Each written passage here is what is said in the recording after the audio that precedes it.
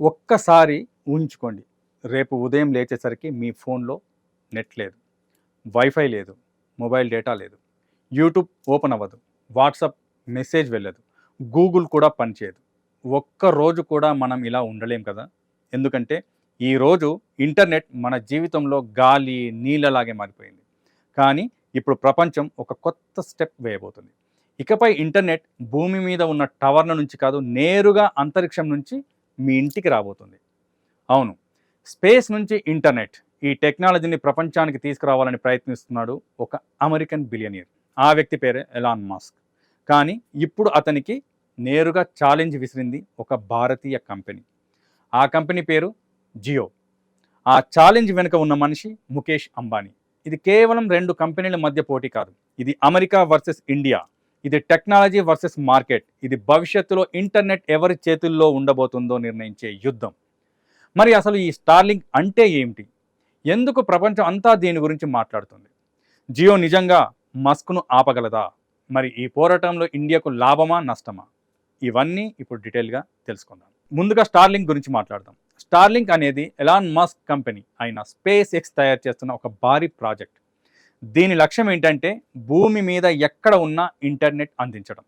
పల్లెటూరు, అడవి, సముద్రం, కొండలు ఎక్కడైనా సరే నెట్ రావాలి అనేది వారి టార్గెట్. దానికోసం స్పేస్ ఎక్స్ వేలాది చిన్న చిన్న శాటిలైట్స్ను స్పేస్లోకి పంపుతుంది. ఇవి భూమికి చాలా దగ్గరగా దాదాపు 550 కిలోమీటర్ల ఎత్తులో తిరుగుతుంటాయి. ఇప్పుడు మీ ఇంట్లో ఒక చిన్న డిష్ ఉంటుంది. ఆ డిష్ నేరుగా ఆకాశంలో తిరుగుతున్న శాటిలైట్తో కనెక్ట్ అవుతుంది. అక్కడి నుంచి ఇంటర్నెట్ మీ ఫోన్కి వస్తుంది. టవర్ అవసరం లేదు, ఫైబర్ కేబుల్ అవసరం లేదు. ఇదే స్టార్లింక్ మ్యాజిక్. ప్రస్తుతం స్టార్లింక్ దగ్గర 10,000కు పైగా యాక్టివ్ శాటిలైట్స్ ఉన్నాయి. మొత్తం 34,000 శాటిలైట్స్ పంపాలని ప్లాన్ చేస్తున్నారు. ప్రతిరోజు ఫాల్కన్ 9 రాకెట్లు వెళ్ళి కొత్త శాటిలైట్స్ను స్పేస్లోకి తీసుకెళ్తున్నాయి. ఎందుకంటే ఎలాన్ మస్క్ దగ్గర 3 పెద్ద బలాలు ఉన్నాయి. మొదటిది డబ్బు, రెండవది టెక్నాలజీ, మూడవది సొంత రాకెట్లు. ఇదే స్టార్లింక్ను ప్రపంచంలోనే అత్యంత పవర్ఫుల్ శాటిలైట్ ఇంటర్నెట్ కంపెనీగా మార్చింది. కానీ ఇక్కడ ఒక టెక్నికల్ విషయం చాలా ఇంట్రెస్టింగ్గా ఉంటుంది. శాటిలైట్ను ఎంత ఎత్తులో పెడతామో అదే ఇంటర్నెట్ను స్పీడ్ని నిర్ణయిస్తుంది. శాటిలైట్ సాధారణంగా 3 రకాల ఆర్బిట్స్లో ఉంటాయి: లో earth orbit, middle earth orbit, high earth orbit. High earth orbit అంటే దాదాపు 32,000 కిలోమీటర్ల ఎత్తు. అక్కడి నుంచి ఒక శాటిలైట్ చాలా పెద్ద ఏరియాని కవర్ చేస్తుంది. కానీ ఒక పెద్ద ప్రాబ్లం ఉంది. సిగ్నల్ భూమికి రావడానికి ఎక్కువ టైం పడుతుంది. దీన్నే లేటెన్సీ అంటారు. మీరు వీడియో ఓపెన్ చేస్తే లోడింగ్ ఎక్కువ అవుతుంది, గేమింగ్లో ల్యాగ్ వస్తుంది, వీడియో కాల్స్ స్టక్ అవుతాయి. అందుకే స్టార్లింక్ ఒక స్మార్ట్ నిర్ణయం తీసుకుంది. వాళ్ళు లో ఎర్త్ ఆర్బిట్ను సెలెక్ట్ చేశారు. భూమికి దగ్గరగా ఉన్నందువల్ల ఇంటర్నెట్ చాలా ఫాస్ట్గా వస్తుంది. కానీ ఒక్క శాటిలైట్ చాలా చిన్న ఏరియానే కవర్ చేస్తుంది. అందుకే వేలాది శాటిలైట్స్ అవసరం అవుతాయి. ఇంకో సమస్య ఏంటంటే శాటిలైట్ ఒక చోట స్టాప్ అయి ఉండదు, అది భూమి చుట్టూ తిరుగుతూ ఉంటుంది. మీరు ఒక శాటిలైట్తో కనెక్ట్ అయి ఉంటే కొద్దిసేపటికి అది ముందుకు వెళ్ళిపోతుంది. అప్పుడు వెంటనే ఇంకో శాటిలైట్ కనెక్ట్ అవ్వాలి. అంటే వేలాది శాటిలైట్స్ ఒకదానితో ఒకటి ఓవర్లాప్ అయ్యేలా ఖచ్చితంగా ప్లాన్ చేయాలి. ఇది చాలా కష్టమైన పని, చాలా ఖరీదైన పని కూడా. అందుకే ఈ రేస్లో ఇప్పటి వరకు ఎలాన్ మస్క్ మాత్రమే చాలా ముందంజలో ఉన్నాడు. అయితే ఇప్పుడు కథలోకి ఒక ఇంట్రెస్టింగ్ క్యారెక్టర్ ఎంటర్ కాబోతుంది. అదే ముఖేష్ అంబానీ. జియో ఇండియాలో 4G తీసుకొచ్చిన తర్వాత టెలికాం ప్రపంచాన్ని పూర్తిగా మార్చేసింది. చాలా చీప్గా డేటా ఇచ్చి కోట్ల మందిని ఇంటర్నెట్ కనెక్ట్ చేసింది. కానీ ఇప్పుడు అంబానీకి ఒక విషయం అర్థమైంది. ప్రతి గ్రామంలో టవర్ వేయడం సాధ్యం కాదు. కొన్ని ప్రాంతాల్లో ఫైబర్ కేబుల్ వేయడం చాలా కష్టం. అందుకే జియో ఇప్పుడు స్పేస్ వైపు చూస్తుంది. టవర్స్ కాదు, శాటిలైట్స్. జియో కూడా స్పేస్ నుంచి ఇంటర్నెట్ ఇవ్వాలని ప్లాన్ చేస్తుంది. కానీ ఇది అంత ఈజీ కాదు. వేలాది శాటిలైట్స్ కావాలి, రాకెట్లు కావాలి, స్పెక్ట్రమ్ కావాలి, అంతర్జాతీయ అనుమతులు కావాలి, ముఖ్యంగా బిలియన్ల డాలర్లు కావాలి. ఇక్కడ చాలామంది ఒక పొరపాటు చేస్తారు. ఎలాన్ మస్క్ నెట్వర్క్ చాలా ఎక్కువ, అంబానీ నెట్వర్క్ తక్కువ, కాబట్టి మస్క్ గెలుస్తాడు అని అనుకుంటారు. కానీ నెట్వర్క్ అంటే చేతిలో ఉన్న క్యాష్ కాదు. నెట్వర్క్ అంటే కంపెనీలు, షేర్లు, ఆస్తులు, బ్రాండ్ విలువ అన్నీ కలిపిన నెంబర్ మాత్రమే. అయితే అంబానీ దగ్గర డబ్బు రైజ్ చేయడానికి ఎన్నో మార్గాలు ఉన్నాయి.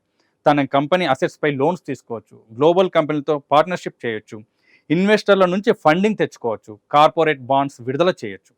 ఇంకా ముఖ్యంగా ఇండియా గవర్నమెంట్ కూడా ఈ ప్రాజెక్టుకు సపోర్ట్ చేసే అవకాశం ఉంది. ఎందుకంటే ఇది కేవలం బిజినెస్ కాదు, ఇది నేషనల్ ఇన్ఫ్రాస్ట్రక్చర్. ఇప్పుడు మరో ఇంట్రెస్టింగ్ విషయం ఏంటంటే స్పేస్లో శాటిలైట్స్ పంపాలంటే ఐటీయూ అనే ఇంటర్నేషనల్ టెలికమ్యూనికేషన్ యూనియన్ అనుమతి అవసరం. ఎందుకంటే స్పేస్లో కూడా ట్రాఫిక్ ఉంటుంది, ఆర్బిట్స్ పరిమితం, ఫ్రీక్వెన్సీలు పరిమితం. ఇప్పుడు చైనా కూడా లక్షల శాటిలైట్స్ పంపాలని ప్లాన్ చేస్తుంది. అంటే భవిష్యత్తులో స్పేస్లో కూడా భారీ పోటీ ఉండబోతుంది. ఇక ఇక్కడే ఇండియా కథ మరింత ఇంట్రెస్టింగ్ అవుతుంది. జియో మాత్రమే కాదు, ఇండియాలో ఇప్పుడు కొత్త స్పేస్ స్టార్టప్స్ కూడా దూసుకెళ్తున్నాయి. అందులో ముఖ్యంగా స్కై రూట్ ఏరోస్పేస్. ఈ కంపెనీని ఇద్దరు తెలుగు యువకులు ప్రారంభించారు. పవన్ కుమార్, చందన, నాగభరత్ దాకా ఇద్దరు ఇస్రోలో పనిచేసేవాళ్ళు. తర్వాత సొంతంగా రాకెట్ కంపెనీ స్టార్ట్ చేశారు. వీళ్ళు విక్రమ్ ఎస్ అనే ఇండియాలో మొదటి ప్రైవేట్ రాకెట్ను సక్సెస్ఫుల్గా లాంచ్ చేశారు. ఇది చిన్న విషయం కాదు. ఒకప్పుడు స్పేస్ అంటే కేవలం అమెరికా, రష్యా మాత్రమే అనుకునేవాళ్ళు. కానీ ఇప్పుడు భారతదేశంలో కూడా ప్రైవేట్ కంపెనీలు రాకెట్లు తయారు చేస్తున్నాయి. ఇదే అసలు కొత్త ఇండియా. ఇప్పుడు పెద్ద ప్రశ్న, జియో వర్సెస్ స్టార్లింక్ ఎవరు గెలుస్తారు? షార్ట్ టర్మ్లో చూస్తే స్టార్లింక్ ముందుంది. వాళ్ళ దగ్గర ఇప్పటికే టెక్నాలజీ ఉంది, వేలాది శాటిలైట్స్ ఉన్నాయి, ప్రపంచవ్యాప్తంగా కస్టమర్స్ ఉన్నారు. కానీ లాంగ్ టర్మ్లో ఇండియా మార్కెట్ చాలా కీలకం.